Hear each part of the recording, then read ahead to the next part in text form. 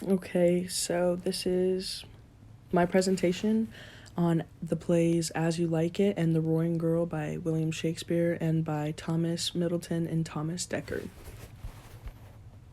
The theme that we'll be discussing is fluidity of gender identity, a woman's place in society. So, women and what we're discussing is women and their role in society during the 16th, late 16th, early 17th century. And we'll be also focusing on the portrayal of how these women acted and then their contrasting role to men through cross dressing. So, how is gender fluidity brought into focus? The Roaring Girl, written by Thomas Middleton and Thomas Dekker, and As You Like It, written by William Shakespeare, are two plays portraying the indisputable ideology of gender identity as a social construct. So, to follow, we the overview of history, I guess you should say, is the clothing during the late 16th century represented gender roles and the combined notion of how individuals must act according to their gender. Cross-dressing for women allowed freedom from the social pressure they experienced being females. And according to Lucas Garcia, women in the 16th century were to be subservient, quiet, and homebound, with their primary ambitions entirely confined to marriage. So their focus and the only thing they had responsibility for would be in their marriage, which to me is not fair, but that's what we're looking at. So again, we're going to be looking at how they were women in all aspects, as they were looked upon as unequal to their male counterpart, including in play production. So in order to discuss the cross-dressing and how it portrayed women's roles in 16th century and 17th century society, we're going to be looking at the character Rosalind, or otherwise known as Ganymede. Rosalind is banished by her uncle, and after that she puts on male clothing and then identifies as Ganymede. The reasoning for her cross-dressing is to connect with the importance of cross-dressing, as it disputes the constructed common belief that men are better than women. Cross-dressing allows for Rosalind to have the same freedoms as men, and in cross-dressing, it subverts normative behavior of men and women. It allows us to recognize what's normal between men and women during this time. This is a quote that I chose in response to Phoebe's attraction to Ganymede. Ganymede, in a manner of superiority and assertiveness, responds, "Down on your knees and thank heaven, fasting for a good man's love, for I must tell you friendly in your ear, sell when you can, you are not for all markets." I believe this quote is explaining that when Rosalind is dressed as a man, her female persona and her male personas are notably different, as Rosalind is more sweet and caring and very feminine as a woman, but dressed as a man, she fully takes on the part of what a man would act like in that time, which is very harsh and unnerving to be around, especially as a woman.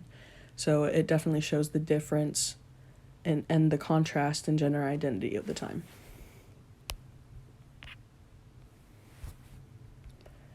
So the revealed effects of cross-dressing and what happens because of Rosalind's character as Ganymede.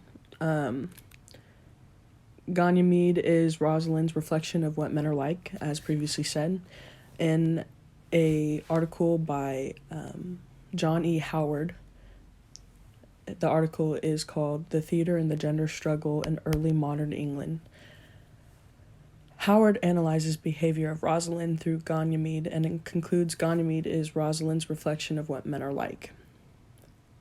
He states that cross-dressing is what opened a gap between the supposed reality of one's social station and sexual kind and the clothes that were to display that reality to the world. So cross-dressing is what stood for in for men and women in both their class, their place in society, and who they were to the world. So clothing was very important, and cross-dressing kind of took away that importance and allowed the gender to experience what it's like to be as the other sex.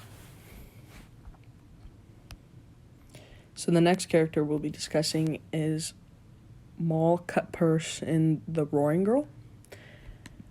Moll is seen as a woman from her outward appearance, but her mannerisms and clothing choice point to typical male conduct and style.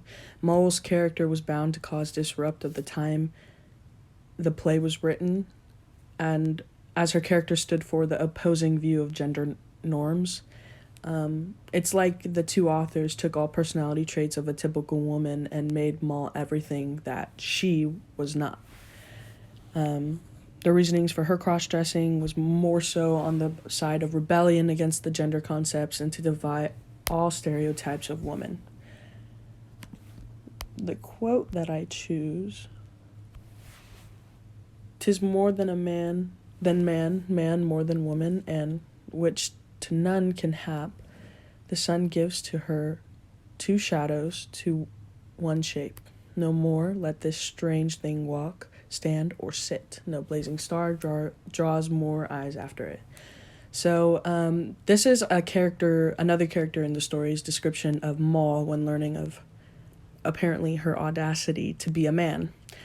Being a woman of Moll's caliber, she grabbed much attention for claiming to be both a man and woman. She had the appearance of a woman but with masculine features, and here we see the difference between Rosalind and Moll, where Moll outwardly presents her indifferences to gender roles in society, whereas Rosalind is in disguise and keeps it secret. So the cross-dressing effects of Moll in this, both the feminine and masculine roles of society are put into perspective, and her character displays a direct threat to gender roles and the statuses of the hierarchies of the time. And both characters of both stories essentially are the ones to have brought this nonconformity around. So our final thoughts on both of these plays: they exhibit the nonconformity to both popular beliefs for gender roles through these two characters, and then these plays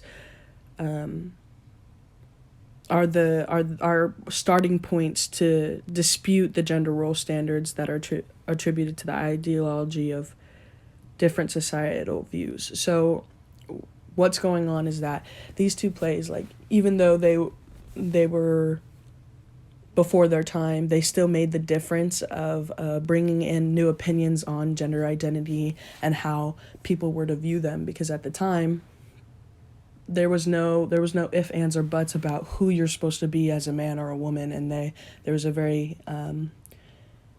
relentless guideline to how you should be acting as a female, man, and woman. And that concludes my presentation. Thank you.